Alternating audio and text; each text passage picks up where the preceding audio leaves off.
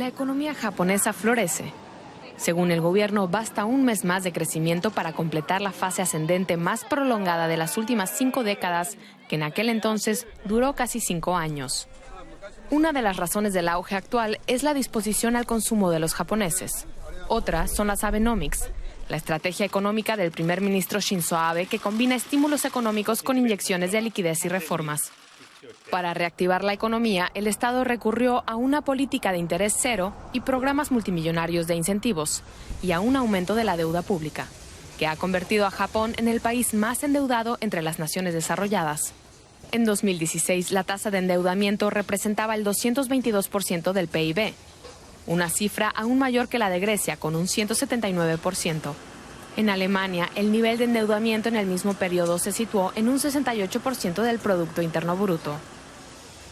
La deuda alimenta los gigantescos programas de estímulos, algo que podría terminarse pronto, advierten los expertos. Por ello, Japón trata de aumentar sus exportaciones. Así, el gobierno nipón cerró en julio un acuerdo comercial de amplio espectro con la Unión Europea, una medida que podría ayudar a la economía japonesa a continuar floreciendo más allá del 5º año. A pesar del día soleado, en Alemania la gente prefiere ir de compras que a la playa. No solo la última moda llena las bolsas de compra, los consumidores también buscan los últimos gadgets de alta tecnología, muebles y autos. La confianza de los consumidores es muy alta. El Instituto Alemán de Investigación de Mercado GfK dice que se debe a las subidas de ingresos. Así, el clima de consumo del GfK alcanza el máximo nivel en 16 años, pese a las tensiones geopolíticas en el mundo. Hemos notado que el riesgo geopolítico procedente de Estados Unidos, Turquía o Corea del Norte tiene poco impacto en el consumo. Algo que también se repite en Francia. Los negocios están al alza, las cafeterías están llenas y el consumo aumentó en un 0,7% el mes pasado, según el gobierno francés. Una señal de que la inestable economía del país por fin ha cogido un buen rumbo.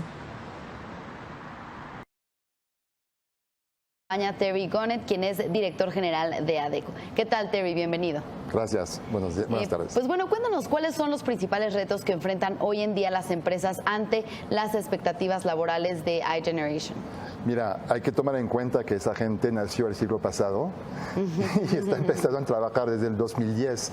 Por lo tanto, el principal reto es el conflicto de generación que existe en las distintas organizaciones, donde se mezcla el baby boomer, la generación X y la generación Y. Claro. Estaba leyendo en este reporte que ustedes sacaron que 83% de la iGeneration señala que el principal motivo por el que elegirían un trabajo sería porque les permite desarrollarse profesional y personalmente, encontrando el salario en un segundo plano. Totalmente. Y sobre todo hay otro factor que no hay que olvidar, es la flexibilidad. Hay que pensar que desde el inicio del siglo tenemos una revolución digital y la parte digital, que es lo que permite, es tener mucho más flexibilidad tanto en el lugar donde estás trabajando y cómo estás trabajando. Así que estamos pasando de una generación anterior que trabajaban hasta las 8 de la noche calentando silla y de repente te topas con gente que pueden trabajar en cualquier lugar, en el gimnasio, en la casa, en el restaurante, directamente con su iPhone. Ese es un punto fundamental para entender qué es lo que está esperando la generación precisamente Y, los millennials. ¿Cómo fue la metodología de este estudio? ¿A cuántas personas entrevistaron? ¿De qué sectores? Sí, entrevistamos a 300 personas de sectores completamente distintos. Ok, y de diferentes edades también. Totalmente. ¿No? Bien, otra cosa que leía de este estudio es la permanencia en los trabajos. Cada vez es de menos tiempo. Bueno, cada vez, en el caso de los millennials, sí. Digamos que la permanencia no supera los 3 años, lo que es muy distinto con lo que va a pasar en el futuro, que son los centennials, que son los que precisamente se van a insertar próximamente en el mundo laboral y ellos están buscando algo muy distinto, que es más bien la permanencia. ¿Cuál va a ser el principal choque? ¿Cuál crees que es el principal choque entre la generación de millennials, de centennials y la generación Z? Yo creo que en este momento el principal choque es la capacidad de las organizaciones en poder adaptar los procesos al mundo digital. O sea, en el caso de México, somos un país bastante avanzado en la parte digital, pero no tanto como países, por ejemplo, como Estados Unidos o la Unión Europea. Así que yo creo que esa parte, la parte digital, va a ser el principal foco. Entonces, digamos que las tecnológicas, el sector tecnológico es el que está más interesado en que estas generaciones como los millennials trabajen con ellos. Sí, o sea, yo creo que todo tipo de sector está interesado en la parte tecnológica, pero efectivamente no es por nada que las compañías más admiradas por los millennials son Google o Microsoft. Así es. Y en cuanto al tipo de remuneración, Terry, variable, esta se basa en las prestaciones alternas a un salario. La generación iGeneration considera que los 3 beneficios que más valoran de un trabajo son recibir también capacitación, además de la flexibilidad que nos decías. Absolutamente, sí, totalmente. Y en cuanto a esta parte de los salarios, el salario es algo secundario. Lo que importa para ellos es el ambiente laboral y qué tanto aprenden para poder venderse a otro empleo. Digamos que no están pensando tanto en el futuro, en esta parte del ahorro, de invertir. Absolutamente, es el momento. O sea, todo lo digital es ahorita, en este momento, lo que puedo aprender y lo que yo valgo. Bien, pues sin duda una gran labor. Google rectifica para no violar la ley de la Unión Europea. La empresa tecnológica estadounidense ha presentado a la Comisión los detalles de cómo piensa dejar de favorecer en su buscador su propio servicio de compras. En junio pasado, la Comisión Europea impuso a Google la mayor multa de su historia, 2.420 millones de euros. Google deberá dejar de priorizar sus propias ofertas de venta en perjuicio de las de sus competidores. Las propuestas de Google para poner fin al comportamiento anticompetitivo tienen como objeto evitar multas de hasta el 5% de la facturación diaria media de su empresa matriz Alphabet en todo el mundo, unos 10 millones de euros diarios. La Comisión Europea aseguró el 27 de junio que Google había abusado de su posición dominante en Europa para degradar la de sus rivales. El Ejecutivo Comunitario ha insistido en que Google seguirá teniendo la obligación de presentar informes periódicos.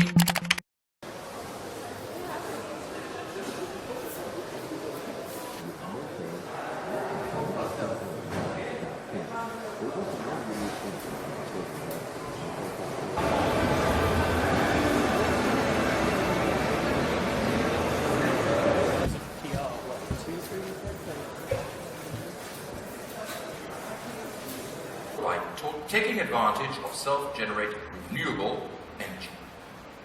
Talking of connected appliances, let's see how digitalization.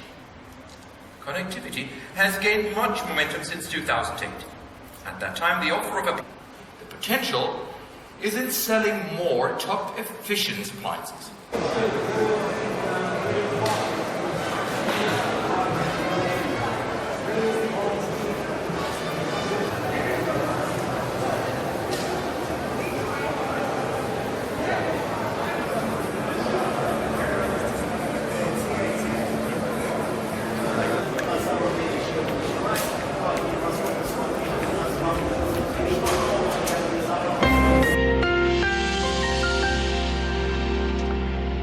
Ante el riesgo de que casi el 47% de los empleos actuales sean eliminados por la automatización, mucho se habla de prepararnos, pero ¿cuánto estamos abocados en ello o sabemos cómo prepararnos? Porque pocos tenemos certeza de qué hacer.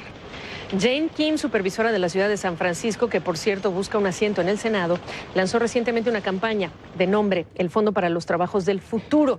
Una campaña descrita como un esfuerzo estatal que busca atacar el desafío, crear toda una coalición para apoyar soluciones posibles. Ella además quiere estudiar la viabilidad de un impuesto a las máquinas que eliminen empleos humanos. Y los recursos de esos impuestos se usarían para educar y capacitar a trabajadores desempleados o desplazados por la tecnología.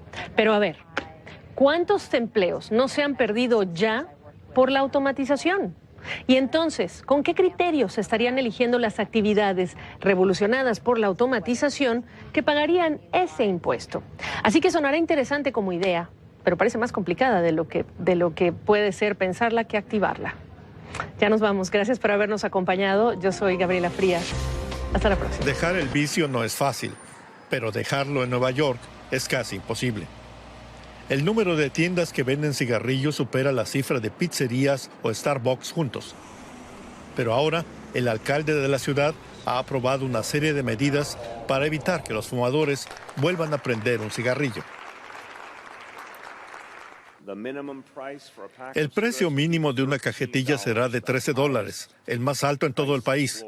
Creemos que así podremos reducir el número de fumadores en un 6%.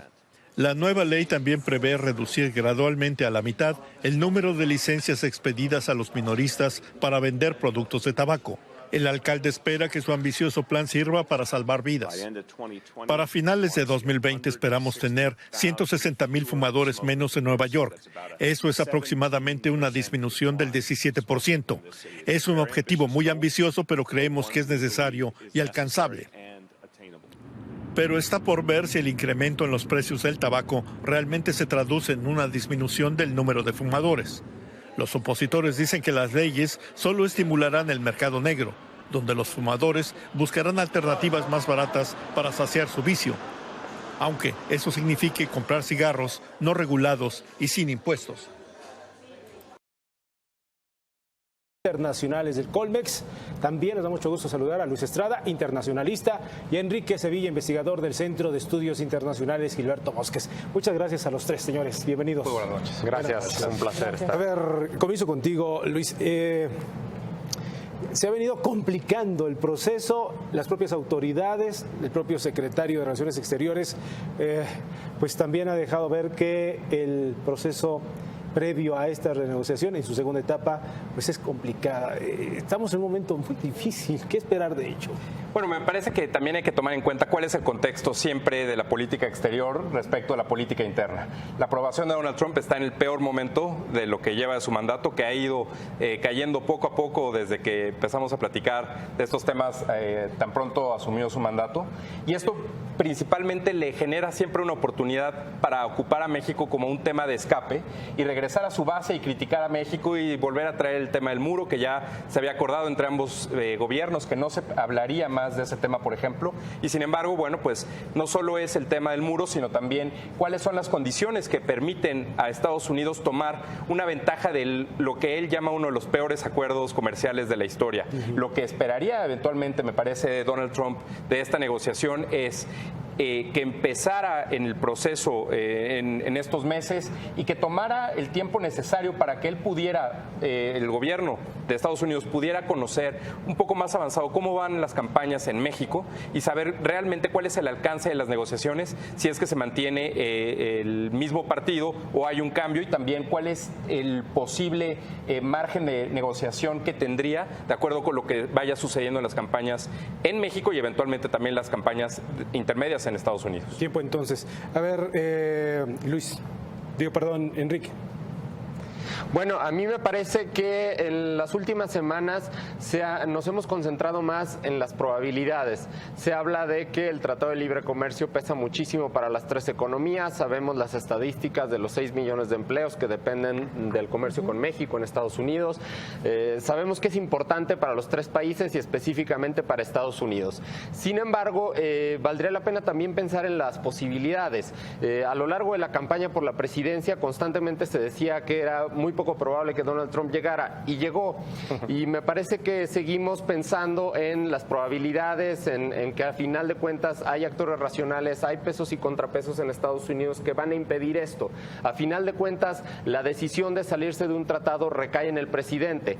Es cierto, podría haber una controversia constitucional que llegara a la Suprema Corte de Justicia, pero estaríamos hablando de que eso ocurriría el año próximo, un año de elecciones intermedias en el que no estoy muy seguro que los legisladores estén dispuestos a ir en contra del presidente y apostar su carrera política por algo como el Telecán, que es profundamente tóxico en la política electoral estadounidense. Doctor Gil. Sí, por otro lado hay que pensar también en aquellos grupos de agricultores, comerciantes de Estados Unidos que se verían afectados por una supresión del Telecán y que también pueden estar comprometidos en la carrera electoral. Así que eso es algo que también tiene que considerarse en esa otra dirección. Pero básicamente lo que yo considero que aquí ha estado de por medio es que, pues lamentablemente la delegación mexicana ha tenido una actitud reactiva frente a una imposición de agenda que ha llevado a cabo Trump, desde el proceso mismo de renegociación hasta la posibilidad de que se salga con la suya en la posibilidad de eliminar el capítulo 19 que regula todas estas cuestiones de controversias y ya no acepte paneles binacionales, sino que quiera que sea el sistema jurídico de Estados Unidos con sus abogados, con sus leyes, en donde se diriman estas controversias en función de la prioridad que quiere darle a los intereses de Estados Unidos, que no son ni los de México ni los de Canadá, lo cual lleva a pensar que si se afecta el capítulo 19, a México le convendría pensar muy en serio en un plan B, tomando en cuenta, como han dicho muchos, que salirse del Telecán finalmente no es el fin del mundo y que existen posibilidades de pensar cómo se podría desarrollar la posición de México para sin el Telecán, pero además yo coincido en que esto va a tomar tiempo. Y se cruza el año electoral presidencial.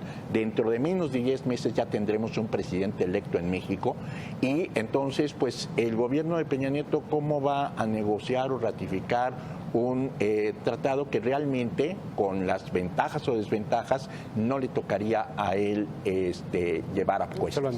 Exactamente, quiero preguntarles, estamos con el reloj a contratiempo por este proceso electoral que se viene en la capital mexicana y en muchos estados de la República, pero sobre todo con la elección presidencial del 2018 y también con las elecciones intermedias en Estados Unidos. Quiero preguntarles, ¿a quién impactaría más que Estados Unidos continúe con estas amenazas de salirse? ¿Qué tal parece que a Donald Trump pues ya le gustó estarnos amenazando con el tema de que se va a salir de este tratado de libre comercio con América del Norte? ¿A quién afectaría más? ¿A Estados Unidos, a México o también a Canadá? Sí, bueno, México sale en el plazo inmediato, yo creo que más perjudicado. Pero creo que debemos de acostumbrarnos al hecho, como han mencionado algunos compañeros, los problemas que tiene Donald Trump por muchos lados. Y yo creo que no es una mera casualidad que justamente cuando el líder norcoreano Kim Il-jong ya le está faltando el respeto, ya está demostrándole al mundo que ese es un perro que ladra, no muerde, no me hace nada, ahí le va otro misil para que aprenda. Él no puede hacer nada y tiene una frustración y una impotencia. Y se desquita con nosotros. Y se desquita diciendo, eso sí creo que lo puedo cumplir. Salirme del o presionar con el Telecán o incluso decir que vamos a utilizar como mecanismo de negociación el que México pague el muro, aunque todavía no se sepa cómo lo puede hacer. Exactamente, Enrique. Sí. Bueno, coincido plenamente. Me parece que México, en el caso del Tratado de Libre Comercio, es el eslabón más débil de la cadena, a pesar de que Estados Unidos y Canadá tienen varias discrepancias importantes en los sectores de lácteos, en los sectores de la madera. Tanto canadienses como el propio Donald Trump han reiterado que no es el problema esa relación. La relación entre Estados Unidos y Canadá también es deficitaria para Estados Unidos y sin embargo Donald Trump insiste en concentrarse en el déficit con México. En efecto, ante problemas como Corea del Norte, ante la dificultad de enfrentarse con su retórica a China, la alternativa de enfrentarse con México puede darle réditos inmediatos con su base. Sabe también lo que ya se mencionaba de la elección presidencial del próximo año y de que a pesar de que se cumplan con los tiempos de la negociación que tiene pactada para terminar en diciembre, por los tiempos legislativos en Estados Unidos, el tratado se estaría firmando por ahí de junio del año próximo, es decir, a semanas de la elección aquí en México. Entonces, de que va a ser un tema que va a estar en el centro de las campañas electorales en México es innegable y eso afecta a México, obviamente. Y me parece que Donald Trump tiene un problema muy grave, dentro de todos los problemas graves que tiene y cada vez tiene más, que es el de credibilidad. Claro. Si bien es cierto que lo que hace un año, justo mañana hace un año, Donald Trump visitó México, y en ese momento se convirtió en el villano preferido en la historia de México. En el villano favorito. Lo que sí ocurre es que lo que él prometió en campaña y que ha estado prometiendo durante su administración no lo ha podido cumplir porque no es una cuestión necesariamente de una decisión como él le planteó a los electores y que pues claramente se la compraron, la creyeron y que pues lo hicieron presidente. Ahora lo que él tiene que tratar de generar es revertir esa falta de credibilidad en diversos temas en la política cotidiana en Estados Unidos, y que pues claramente si lo que él genera de expectativa respecto de los cambios reales que puede encontrarle al TLC, a NAFTA, no lo puede cumplir, entonces se le cerrarán más aún los márgenes para poder implementar políticas internas. El presupuesto, el famoso Obamacare, tantos pendientes que tiene Donald Trump, su plan de infraestructura que no ha podido arrancar, y eso debido a que no tiene las herramientas, no tiene el conocimiento, no tiene ni siquiera los planes para poderlos llevar a cabo. Y no solo eso, ahora ya parece que tiene en contra a los representantes y a los senadores de su propio partido. Entonces, ante un escenario tan complicado, se está quedando aislado, y eso me parece que tendríamos que matizar mejor y tomar todo lo que dice, lo que tuitea, lo que declara de una forma mucho más tranquila para no contaminar las negociaciones. A ver, entonces, lo que estamos viendo es un proceso de negociación en donde, por un lado, lo que diga el presidente de ese país, y por el otro, lo que hagan sus estrategas y sus delegados en distintas materias. De acuerdo. ¿Qué es lo que vale? En medio de toda esta turbulencia política en Estados Unidos, la que tendremos nosotros en nuestro país, claro, al fin y al cabo todo se irá concentrando en lo que se discute en las mesas entre pares, ¿no? Y de ahí tendrá que haber ganadores, ganadores, ganadores o perdedores, o más o menos. Es un proceso muy complicado, pero de lo cual lo que cuenta es cuando se sienten precisamente el canciller, el titular de economía de todos los países. Casi para terminar, Luis, comentando este tema. Mira, yo creo que esta oportunidad, esta apertura en la negociación es una oportunidad para México. Hay muchos temas que se pueden arreglar, hay muchos temas que se tienen que actualizar, y que pues la verdad es que no estaba en el horizonte del gobierno mexicano en ningún momento sentarse a renegociar alguna de las cláusulas del tratado. Ya que estamos en esto, pues vamos a tratar de sacar la mayor ventaja.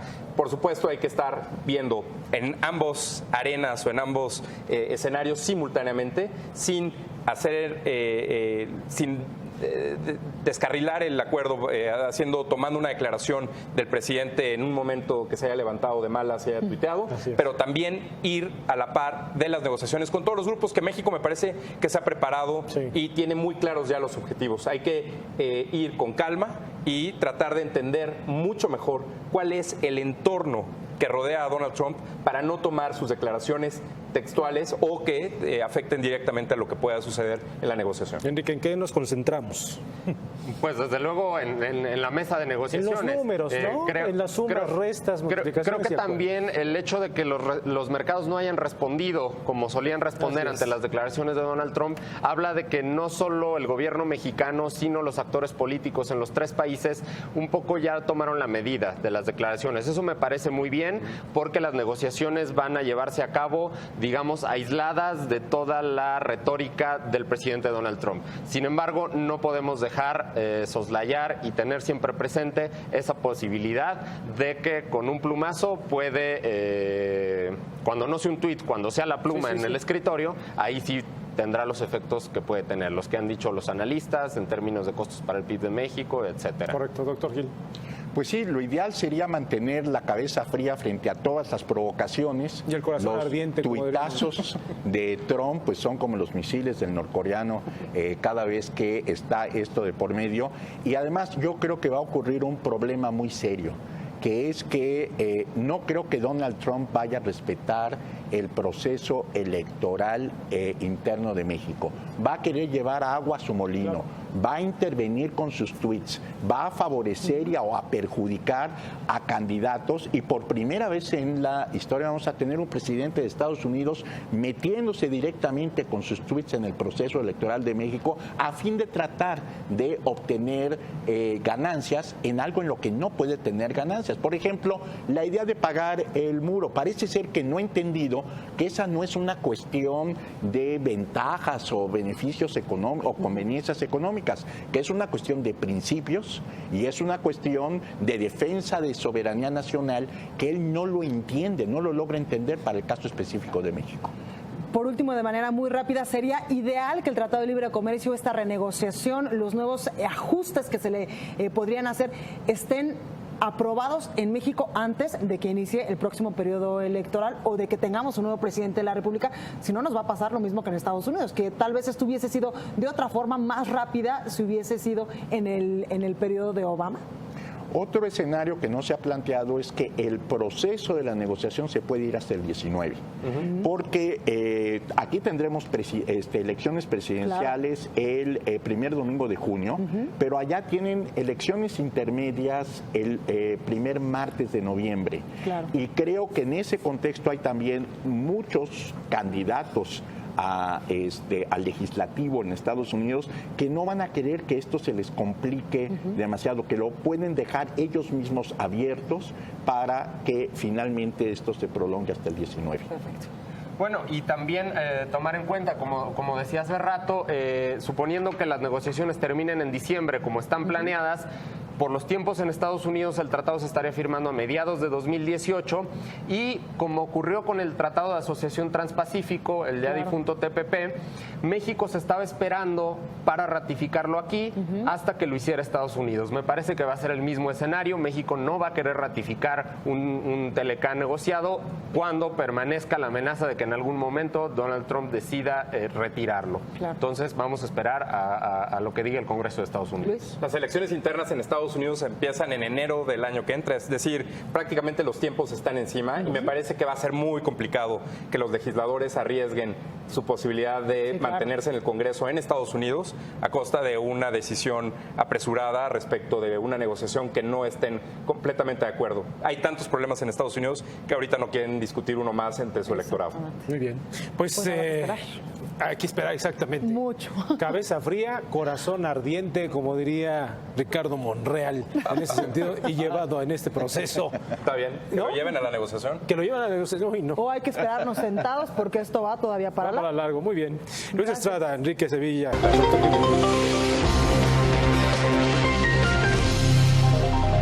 Hace más de un año que distintas organizaciones se abocaron a determinar si los países de América Latina y el Caribe están listos para responder de forma efectiva ante la amenaza de la ciberseguridad. Y un informe que solicitó la Organización de los Estados Americanos y el Banco Interamericano de Desarrollo concluyó que la respuesta es no, que la región es extremadamente vulnerable a ciberataques devastadores, que 4 de cada 5 estados o naciones no tiene estrategias o planes para proteger la infraestructura crítica. 2 de cada 3 carecen de un centro de control y comando para crisis de esta naturaleza, a lo que se suma, además dice el informe, la debilidad en lo que es el cumplimiento de leyes en materia de ciberseguridad. Eso es lo que dice el informe en términos de los estados. Pero ¿qué pasa con el sector privado? El tema es parte de una conferencia que por estas horas tiene lugar en Miami y yo le agradezco a Robert Villanueva, vicepresidente ejecutivo de la empresa Q6 Cyber, que nos acompaña esta tarde. Robert, voy a presumir un poco tu biografía porque Robert es veterano de estos temas de ciberseguridad en el mismísimo servicio secreto.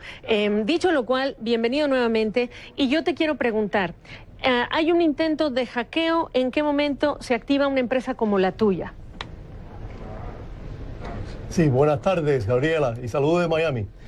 Sí, la empresa mía se constituye de la inteligencia cibernética, sino de la red oscura subterránea monitorear los criminales cibernéticos mundialmente y lo que están haciendo. Entonces, lo que ustedes están haciendo, ¿en qué parte intervienen? ¿Ayudan a una empresa que ya fue víctima? ¿Cómo la ayudan? ¿Qué servicios le ofrecen? No, nosotros ofrecemos servicios proactivos de inteligencia antes que ocurra muchas veces la situación y a veces cuando se roban o trafican los datos financieros de los bancos, por ejemplo, en Latinoamérica, que es muy grave ahorita. Entonces, lo que ayudan es a las instituciones a recuperar esa información. Sí, correcto. Los bancos y los comercios mundialmente. ¿Cómo está ocurriendo? Decimos que América Latina es la nueva frontera. ¿Cómo está ocurriendo este delito? ¿Está ocurriendo desde Europa? ¿Está ocurriendo desde Latinoamérica? ¿Cómo es ese circuito que nos dibujas? Es un delito mundial, claro. Es algo que es muy importante y, por ejemplo, lo que vemos mucho ahorita son los delincuentes rusos cibernéticos hablando y comunicándose con los delincuentes en Latinoamérica directamente. Y si me dibujas ese trayecto, ese delito, adelante, perdona. Sí, por ejemplo, un hacker en Rusia puede entrar a los Estados Unidos y robarse datos en los Estados Unidos o en Colombia, por ejemplo. Esos datos financieros, sean cuentas bancarias de clientes de bancos o tarjetas de créditos, en los millones mensualmente, se han robado y los pueden ser revendidas en el subterráneo, en la red oscura del Darknet. Ok, entonces esos datos se venden y se venden en otros países de la misma región. Sí, correcto. Muchas veces los datos se revenden dependiendo del país que se lo roben. Si, por ejemplo, un criminal puede estar en Argentina colaborando con un criminal en Ucrania y se están robando la información, los datos de un centro comercial en Argentina y son revendidas muchas veces en Brasil, en Paraguay, en la misma zona o en la misma Argentina, por criminales en Argentina. ¿Cuál es tu mensaje para las empresas entonces en América Latina si dices que es la nueva frontera? ¿Qué tienen que hacer? Sí, está muy correcto. Es la nueva frontera para el delito financiero y el delito cibernéticos. Lo vemos hablando clandestinamente las personas de Europa del Este que quieren entrar a los sistemas latinoamericanos y robarse la información. Tienen que estar bien preparados, tienen que tener un plan de acción listo y practicado y estar con mucho entrenamiento y también recibir inteligencia cibernética, que es muy importante tener inteligencia antes que ocurra el problema. ¿Ves la situación que ha mejorado en América Latina en los últimos años o la ves igual? No, está peor. Está mucho peor. ¿Por qué? Digan lo que digan, está mal. ¿Por qué? Porque lo vemos la realidad en el subterráneo, la red oscura, digamos. Malware que está... Correcto, la red oscura está creciendo, el malware está... Si ves en el correo electrónico de muchas personas reciben mucho malware, ¿no? En el junk mail es por una razón, porque ese es malware que están queriendo infectar las computadoras mundialmente de personas para poder tener la computadora bajo su control y robarse los datos. Bueno, pues entre el informe que acabo de dar del BI de la OEA más tu evaluación, queda claro que hay que hacer mucho todavía en la región. Gracias, Robert. De nada. Bien, queremos analizar el tema también con nuestro corresponsal financiero en la Bolsa de Nueva York, José Luis de Haro. José Luis, ¿qué tal? Un gusto saludarte. Bueno, vemos esos movimientos de capital, inversiones en el oro y en divisas extranjeras, pero a pesar del nerviosismo, José Luis, parece que las bolsas no han reaccionado con tantas pérdidas.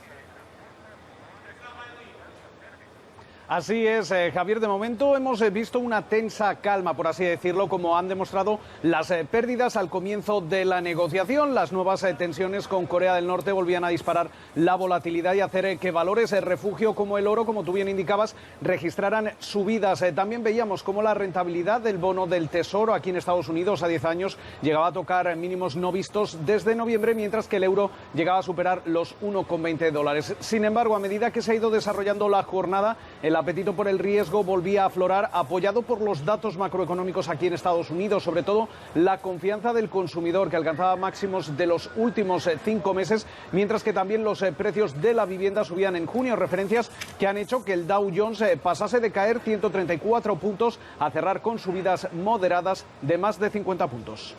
Y sin embargo, José Luis, también tenemos por supuesto el caso de la tormenta tropical Harvey afectando a la industria petrolera. Si nos fijamos en nuestra región, ¿qué impacto podría tener esto, como siempre, para Venezuela?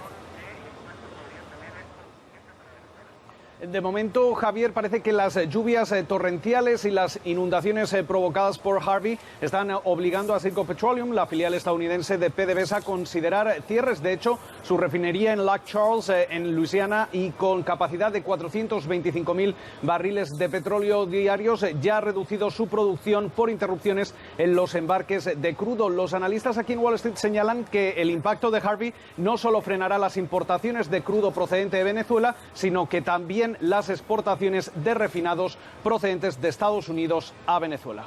Situación que seguiremos de cerca. José Luis de Haro, muchas gracias desde Nueva York. Esta mañana el Banco Interamericano de Desarrollo lanzó desde la Ciudad de México el estudio Aprender Mejor, Políticas Públicas para el Desarrollo de Habilidades, que es la publicación insignia del BID, que fue presentado por funcionarios del organismo, entre ellos su economista jefe José Juan Ruiz, quien se enlaza esta emisión desde el buró de Bloomberg en Paseo de la Reforma. Hola José Juan, un gusto saludarte y tenerte por acá. Cuéntanos del estudio Aprender Mejor, qué analiza, qué plantea en términos de políticas públicas y qué concluye. Muchas gracias, Víctor. Un placer nuevamente estar con vosotros. Básicamente, como decías, este es el informe insignia del banco, es nuestro informe anual, el producto de 3 años de investigación. Y lo que hemos intentado en esta vez es responder a una pregunta que es una pregunta muy vigente para toda América Latina. Es ¿por qué no crecemos más? ¿Por qué América Latina no puede crecer a tasas del 5%? La respuesta, como bien sabes, porque ya lo hemos comentado en alguna otra entrevista, es porque tenemos una baja productividad. Y una de las razones de la baja productividad es que nuestros trabajadores tienen un nivel de capital humano, un nivel de habilidades que está por debajo del que tienen nuestros competidores. Este informe lo que intenta es analizar a lo largo de todo el ciclo vital cómo se pueden mejorar las políticas públicas para que nuestros ciudadanos adquieran habilidades. Y cuando digo a lo largo de todo el ciclo vital, quiero decir que no solo es en la escuela o en el instituto o en la universidad, las fases tradicionales de aprendizaje. Lo que hemos intentado esta vez es extender ese proceso de acumulación desde los primeros años, los años escolares y sobre todo en la empresa. Cómo en la empresa nuestros trabajadores pueden adquirir nuevas competencias, nuevas capacidades para poder ser más productivos y hacer que el continente crezca mejor. Y la gran respuesta a todo esto es que necesitamos tener políticas que estén basadas en la evidencia, en datos. Necesitamos medir qué es lo que funciona y lo que no funciona. En América Latina gastamos más en educación de lo que gastábamos hace 20 años. Hemos cerrado brechas con los países. No solo gasta el sector público, gastan las familias. Por ejemplo, un dato que a veces se nos pasa desapercibido es que en la mediana de América Latina las familias gastan en la educación de sus hijos más de lo que gastan las familias americanas en términos de su renta per cápita. Es decir, las familias saben que la educación paga, que es importante, el Estado lo sabe, hemos avanzado mucho, pero sin embargo todavía no tenemos esas políticas que nos permitirían crecer más deprisa. Y el libro lo que hace es intentar buscar qué es lo que funciona y lo que no funciona. Y sobre todo ofrecerle a los gobiernos de la región un instrumento, una página web donde hemos puesto junto todas las evaluaciones que tenemos de políticas públicas diseñadas para mejorar la adquisición de habilidades, para que los gobiernos puedan consultar, puedan ver lo que ha funcionado en algunos países, lo que no ha funcionado y lo que todavía no hemos medido y habría que medir. El punto clave, José Juan, es cómo un país, sus empresas y ciudadanos pueden enfrentar los retos de un contexto económico cada vez más competitivo. Exactamente, no solo competitivo, sino más cambiante. Hay una frase en el prólogo del libro del presidente del BID, Luis Alberto Moreno, que dice: mi padre tuvo un trabajo durante toda su vida, yo he tenido 3, mi hijo tendrá 6 a la vez. Estamos en un momento de cambio, un momento en el que la revolución tecnológica va a hacer que los trabajos de nuestros hijos sean trabajos que ni siquiera hoy tienen nombre. Y lo que tenemos que hacer es cómo diseñamos las políticas para que nuestros hijos y la gente en el mercado de trabajo, en el que va a cambiar varias veces de posición, de puesto, sea capaz de seguir incorporando capacidades. Esto lo que significa es romper la idea de que solo se estudia en la escuela. Se estudia en la escuela para ser más innovador, más flexible, hay que cambiar los currículums, pero sobre todo lo que uno tiene que estar dispuesto es aprender a lo largo de toda su vida. Y eso es muy importante, porque si uno mira dónde se han hecho más esfuerzos en América Latina, los sistemas educativos han mejorado mucho, queda mucho por mejorar, pero han mejorado enormemente. Y sin embargo, donde hemos avanzado menos es en la forma en la que nuestras empresas, formales e informales, forman a sus trabajadores, hacen explícitos qué tipo de capacidades quieren para poder contratar a los trabajadores que necesitan, cómo se se colabora el sector privado y el sector público para crear esos programas, cómo nos adaptamos, cómo somos flexibles. Este es uno de los puntos esenciales y uno de los mensajes esenciales del libro. Si América Latina quiere tener éxito en la época de la cuarta revolución industrial, con la gran revolución tecnológica que se nos viene encima, necesitamos invertir en los ciudadanos y necesitamos tener unos ciudadanos que estén dispuestos a aprender a lo largo de toda su vida, no solo cuando están en la escuela. Bien, José Juan Ruiz, te agradezco estos comentarios y me da gusto saludarte. Mucho gusto en saludarte, Víctor, un placer. Gracias. Un juez federal de Brasil suspendió el miércoles la aplicación de un polémico decreto que autoriza la explotación minera privada en parte de la selva amazónica. Tolando Balcir Españolo, magistrado de Brasilia, ordenó que se suspenda todo acto administrativo que pueda extinguir la Reserva Nacional de Cobre y Asociados, una gigantesca área de 47.000 kilómetros cuadrados, un tamaño similar al de Dinamarca. El decreto fue publicado la semana pasada por el presidente Michel Temer, aunque el martes lo reemplazó por uno nuevo con especificaciones sobre protección ambiental, ante el aluvión de críticas de grupos ambientalistas, la Iglesia Católica y varias celebridades. El juez argumenta que el presidente no tuvo la autorización previa del Congreso Nacional, un requisito impuesto por la Constitución, y que podría poner en riesgo la protección del ambiente y de las comunidades indígenas locales. La apertura del sector minero está dentro de los planes del gobierno brasileño para sacar al país de la mayor recesión de su historia.